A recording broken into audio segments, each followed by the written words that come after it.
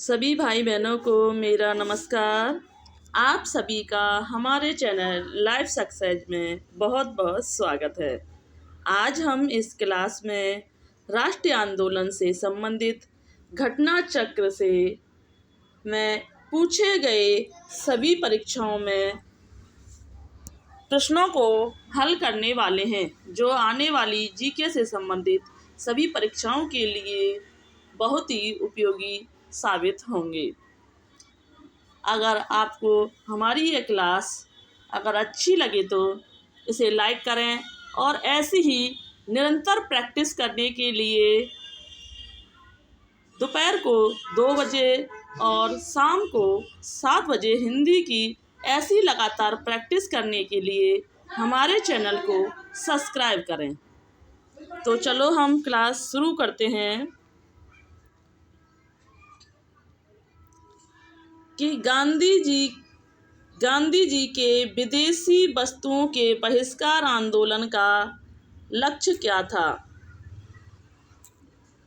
गांधी जी के विदेशी वस्तुओं के बहिष्कार के आंदोलन का जो लक्ष्य था, नंबर 1 पूर्ण स्वतंत्रता, नंबर बी ब्रिटिश विरोधी भावना पैदा करना था, या नंबर सी कल्याण राज्य को प्रोत्साहन करना था, या नंबर डी कुटीर उद्योगों को प्रोत्साहन करना था।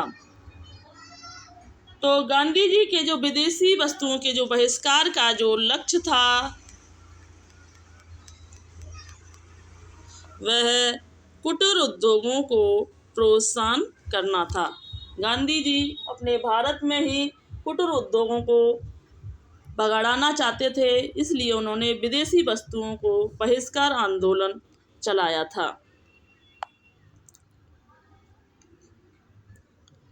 प्रश्न नंबर 2 है कि सूची फर्स्ट और सूची सेकंड के साथ सम्मिलित कीजिए और सूचियों के नीचे दिए गए कूट का प्रयोग कर सही उत्तर चुनिए। सरोजिनी नायडू ने किसकी स्थापना की थी। तो सरोजिनी नायडू ने भारतीय राष्ट्रीय कांग्रेस की स्थापना की थी। किसकी? सरोजिनी नायडू ने भारतीय राष्ट्रीय कांग्रेस की स्थापना की थी। और जिन्ना ने मुस्लिम लीग की स्थापना की थी। किसने? M.A. जिन्ना ने मुस्लिम लीग की स्थापना की।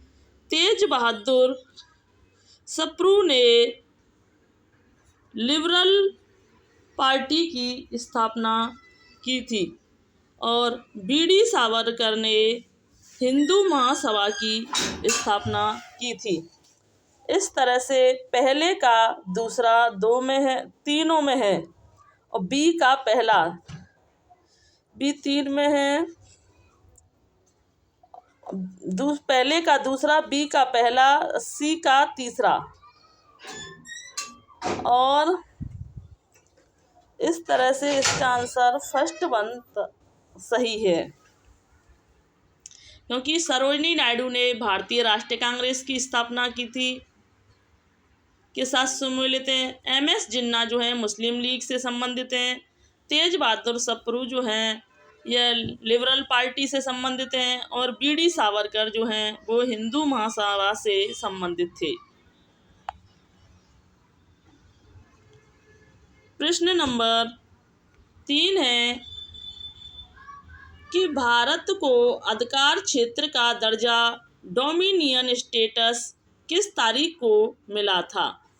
भारत को अधिकार क्षेत्र का दर्जा किस तारीख को मिला था।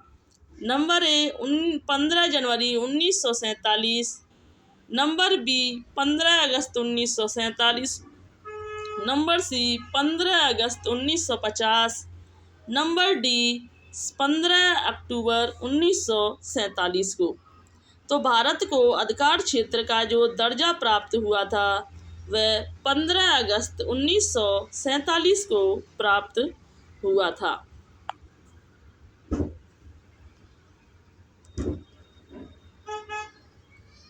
प्रश्न नंबर 4 है कि गांधी जी की सबसे महत्वपूर्ण शिक्षाएं निम्नलिखित में से कौन सी हैं? नंबर ए सत्य, अहिंसा, धर्म या सत्याग्रह है। तो गांधी जी की सबसे महत्वपूर्ण जो शिक्षा है वह सी, ए और बी सत्य और अहिंसा है। क्या है प्रश्न नंबर इसमें सी सही है उत्तर, क्योंकि सत्य और अहिंसा गांधी जी की जो थी वो महत्वपूर्ण शिक्षा मानी गई थी।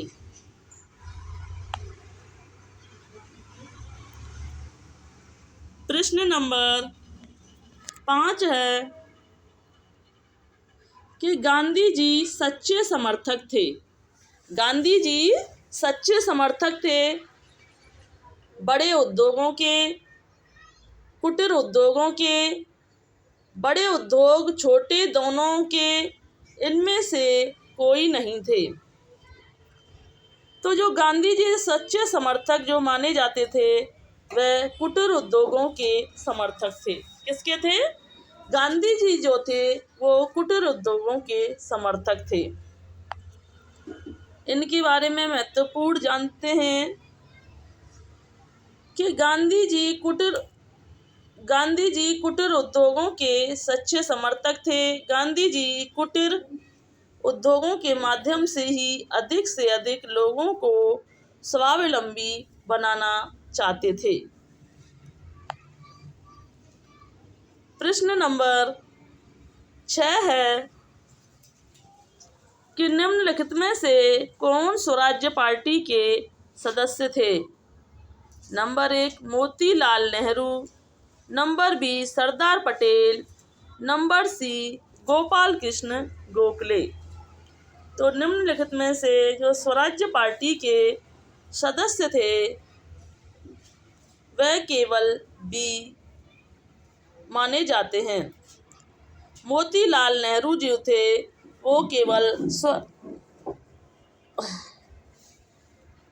स्वराज्य पार्टी के सदस्य थे। किसको? मोतीलाल नेहरू को केवल स्वराज्य पार्टी का सदस्य माना जाता है।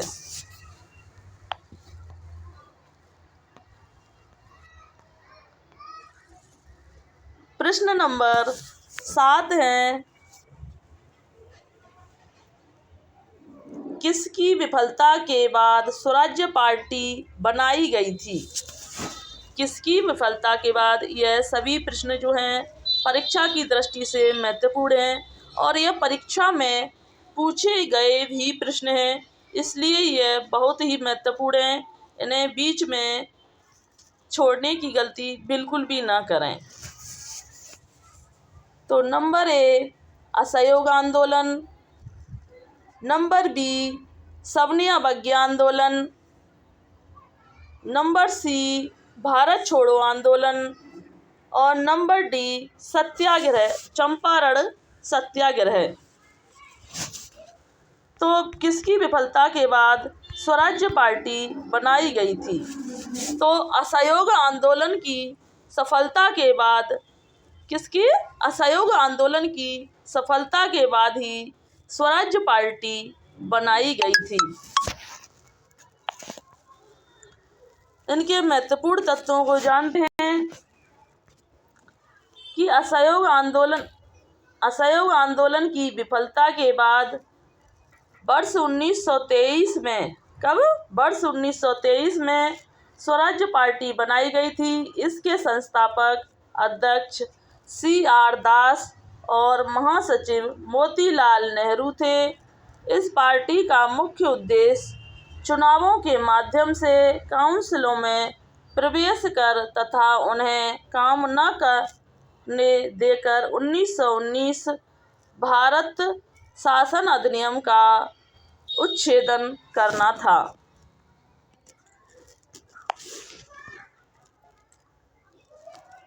प्रश्न नंबर 8 है कि CR दास और मोतीलाल नेहरू ने स्वराज्य पार्टी बनाई थी।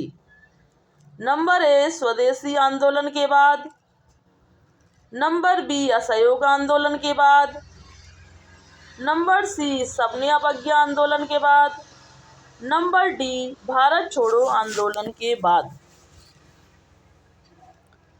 तो सी आर दास और मोतीलाल नेहरू ने जो स्वराज्य पार्टी बनाई गई थी वह असहयोग आंदोलन के बाद बनाई गई थी।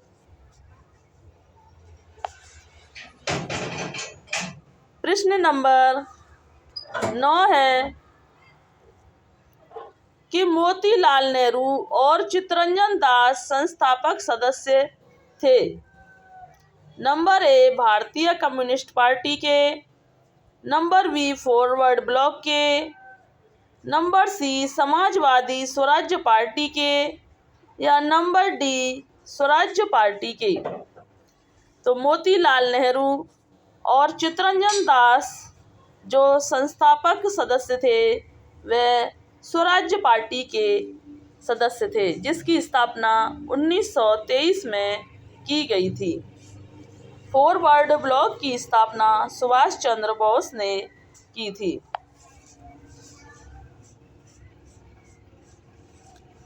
प्रश्न नंबर 10 है कि पंडित जवाहरलाल नेहरू का जन्म किस राशि में हुआ था। नंबर ए सिंह, नंबर बी मकर, नंबर सी वृष, नंबर डी वृश्चिक। पंडित जवाहरलाल नेहरू का जन्म किस राशि में हुआ था? तो उनका जो जन्म हुआ था वृश्चिक राशि में हुआ था।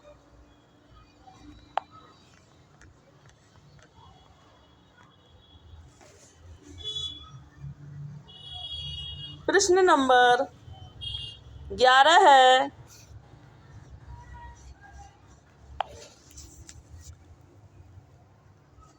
कि लंदन में गोलमेज सम्मेलन का आयोजन किसकी चर्चा के लिए किया गया था। लंदन में गोलमेज सम्मेलन का आयोजन किसकी चर्चा के लिए किया गया था।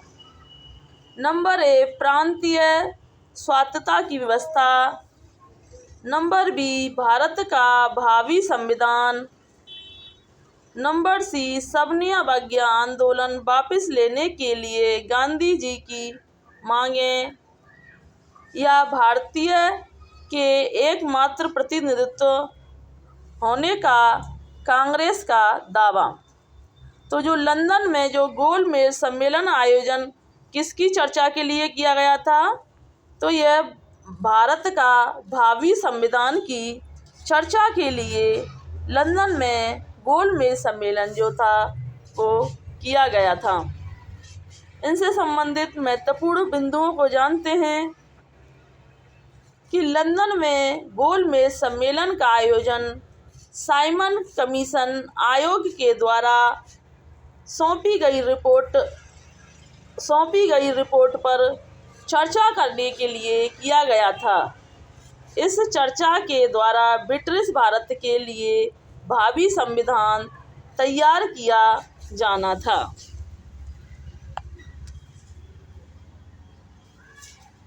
प्रश्न नंबर 12 है कि 1925 में ब्रुसेल्स में दलित राष्ट्रवादियों की कांग्रेस में राष्ट्रीय कांग्रेस की ओर से किसने भाग लिया था। Number A Jawaharlal Nehru, number B Mahatma Gandhi, number C doctor Ansari, या नंबर डी मोतीलाल नेहरू। तो इनमें राष्ट्रवादियों की जो कांग्रेस में राष्ट्रीय कांग्रेस की ओर से जो भाग लेने वाले थे वो पंडित जवाहरलाल नेहरू थे। कौन थे? पंडित जवाहरलाल नेहरू ने राष्ट्रीय कांग्रेस की ओर से इसमें भाग लिया था।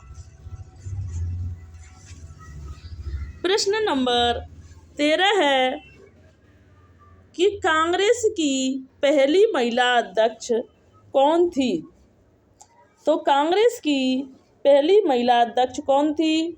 Number A Shrimati Annie Besant, number B Shrimati Sarojini Naidu, number C Shrimati Nellie Sen Gupta, number D Aruna Asaf Ali है। तो कांग्रेस की जो पहली महिला अध्यक्ष थी वो श्रीमती एनी बेसेंट थी। कौन थी? श्रीमती एनी बेसेंट जो थी वो कांग्रेस की प्रथम महिला अध्यक्ष थी, और प्रथम जो भारतीय महिला थी वो सरोजिनी नायडू थी।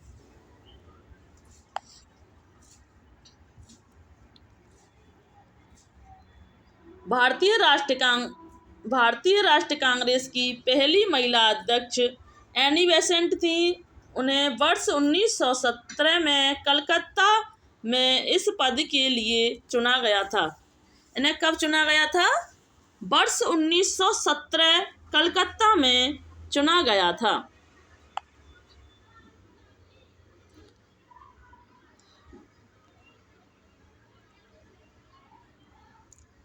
प्रश्न नंबर 14 है कि भारतीय राष्ट्रीय कांग्रेस की पहली महिला अध्यक्ष कौन थी? भारतीय राष्ट्रीय कांग्रेस की पहली महिला अध्यक्ष कौन थी? जैसा कि ऊपर बताया गया है, पहली अध्यक्ष जो थी वो एनी बेसेंट मानी जाती हैं। किसको? पहली भारतीय राष्ट्रीय कांग्रेस की पहली जो महिला अध्यक्ष हैं वो एनी बेसेंट मानी जाती हैं। ये प्रश्न जो है बहुत महत्वपूर्ण है और ये बहुत परीक्षाओं में पूछा गया भी प्रश्न है।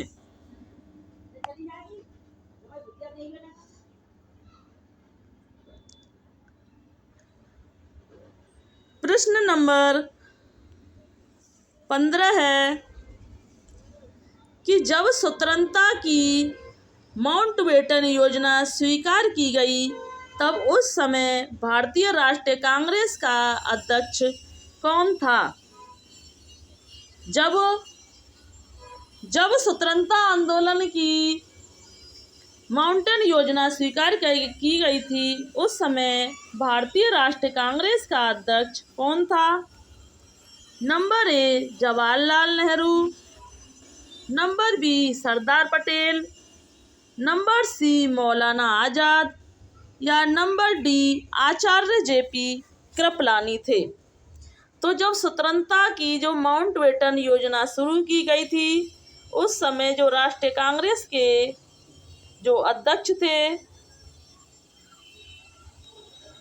वह आचार्य जेपी कृपलानी थे। कौन थे? आचार्य जेपी कृपलानी उस टाइम उनके अध्यक्ष थे। 14 जून 1947 को माउंटबेटन योजना स्वीकार की गई। उस समय भारतीय राष्ट्रीय कांग्रेस के अध्यक्ष आचार्य जेपी कृपलानी थे। नवंबर 1947 में जेपी कृपलानी ने कांग्रेस की अध्यक्षता से त्यागपत्र दे दिया था।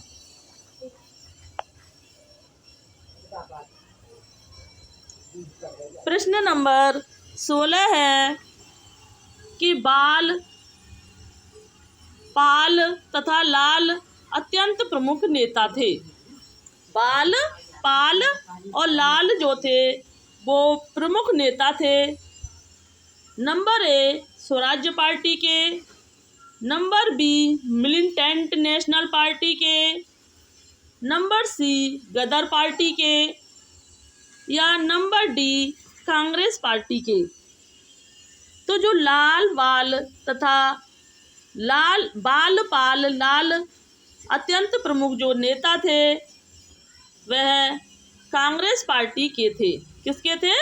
यह कांग्रेस पार्टी गरम दल के नेता माने जाते थे। बाल से मतलब है बाल गंगाधर तिलक, पाल से है बिपिन चंद्र पाल और लाल से मतलब है लाला लाजपत राय। यह कांग्रेस पार्टी के गरम दल के प्रमुख नेता थे। प्रश्न नंबर 17 है कि सुभाष चंद्र बोस ने भारतीय राष्ट्रीय कांग्रेस से निकलने के बाद किस पार्टी की स्थापना की थी? सुभाष चंद्र बोस ने भारतीय राष्ट्रीय कांग्रेस से निकलने के बाद किस पार्टी की स्थापना की थी? Number A Indian National Army, number B Republican Party, number C Forward Bloc, number C Socialist party.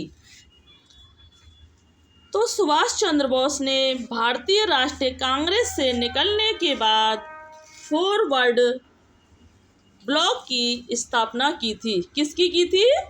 Subhash Chandra Bose ने भारतीय राष्ट्रीय कांग्रेस से निकलने के बाद फॉरवर्ड ब्लॉक की स्थापना की थी।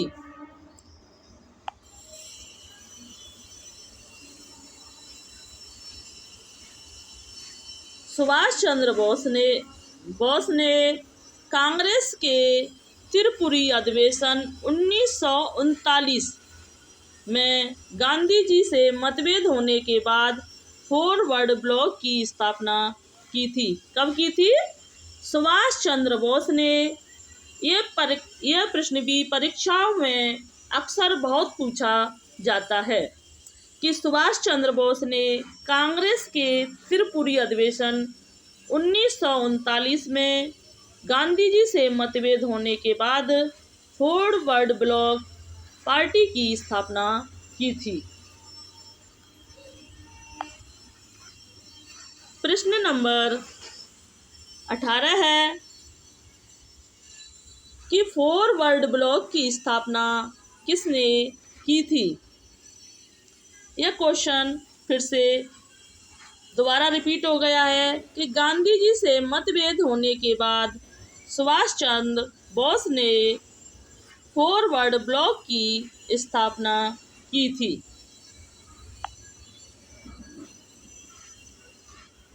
प्रश्न नंबर 19 है कि निम्नलिखित में से कौन आज़ाद हिंद फौज का संस्थापक है?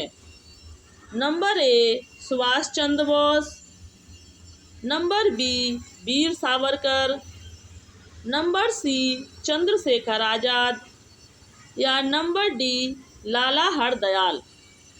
तो इनमें से जो कौन सा आज़ाद हिंद फौज का संस्थापक माना जाता है तो वह सुभाष चंद्र बोस को आज़ाद हिंद फौज का संस्थापक माना जाता है।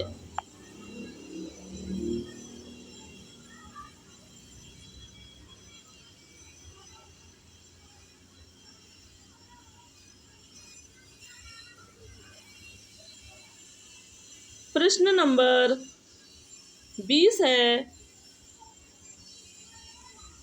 कि निम्नलिखित में से किसने आज़ाद हिंद फौज की स्थापना की थी? Number A Jawaharlal Nehru, number B Subhash Chandra Bose, number C Mahatma Gandhi या नंबर डी लाला लाजपत राय। तो किसने आज़ाद हिंद फौज की स्थापना की थी? तो यह की थी सुभाष चंद्र बोस ने आज़ाद हिंद फौज की स्थापना 4 जुलाई 1943 को की थी। फौज का जो गठन है वो सिंगापुर द्वीप पर किया गया था। कब? 1943 में किया गया था। प्रश्न नंबर 21 है कि 12 अप्रैल 1944 को सुभाष चंद्र बोस ने एक नगर में भारतीय राष्ट्रीय सेना का झंडा फहराया था। वह नगर इस समय किस राज्य क्षेत्र से शासित में है? नंबर 1 अंडमान एवं निकोबार द्वीप समूह, number B Tripura, number C Manipur, number D Mizoram. तो 12 अप्रैल 1944 को सुभाष चंद्र बोस ने एक नगर में भारतीय राष्ट्रीय सेना का झंडा फहराया था। वह नगर इस समय मणिपुर केंद्र शासित प्रदेश में है।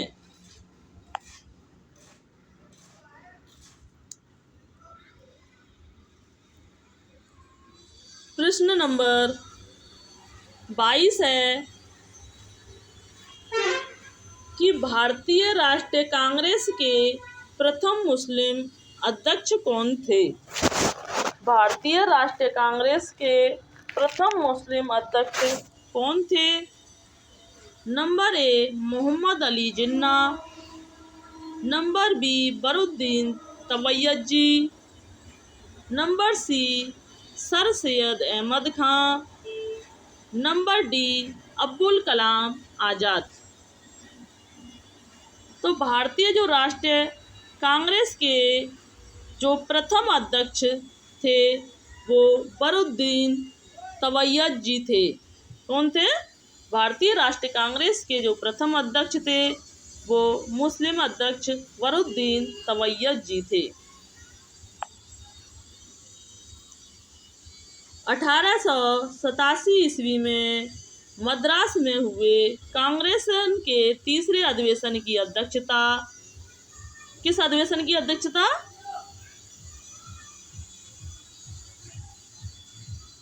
1887 में मद्रास में हुए तीसरे अधिवेशन की अध्यक्षता बरुद्दीन तवैयज जी ने की थी।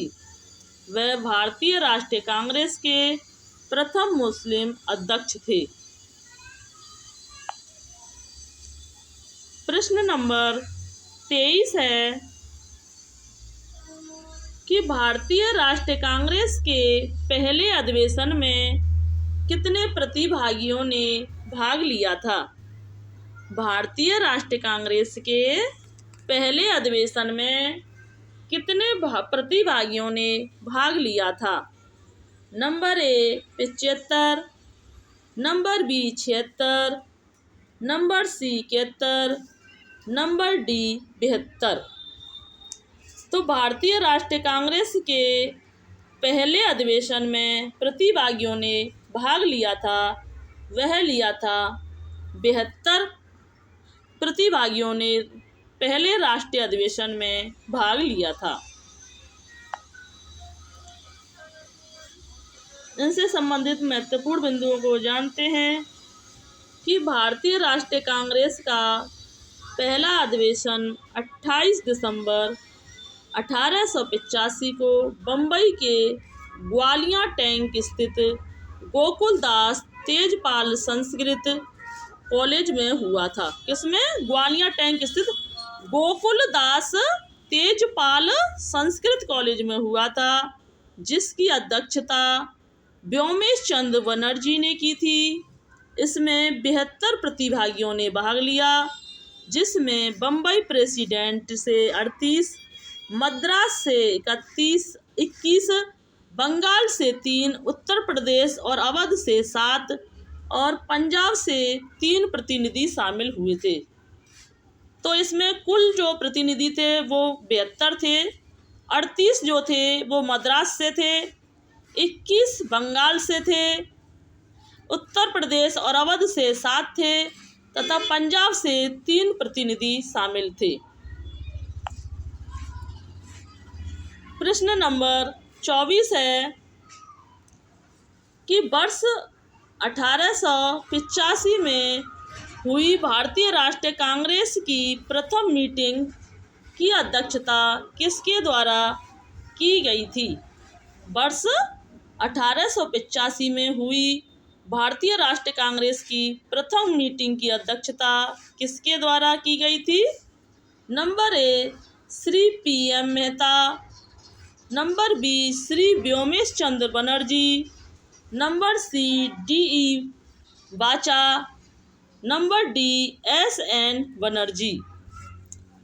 तो वर्ष 1885 ईस्वी में हुई भारतीय राष्ट्रीय कांग्रेस की प्रथम मीटिंग की जो अध्यक्षता की गई थी वह व्योमेश चंद्र बनर्जी के द्वारा की गई थी।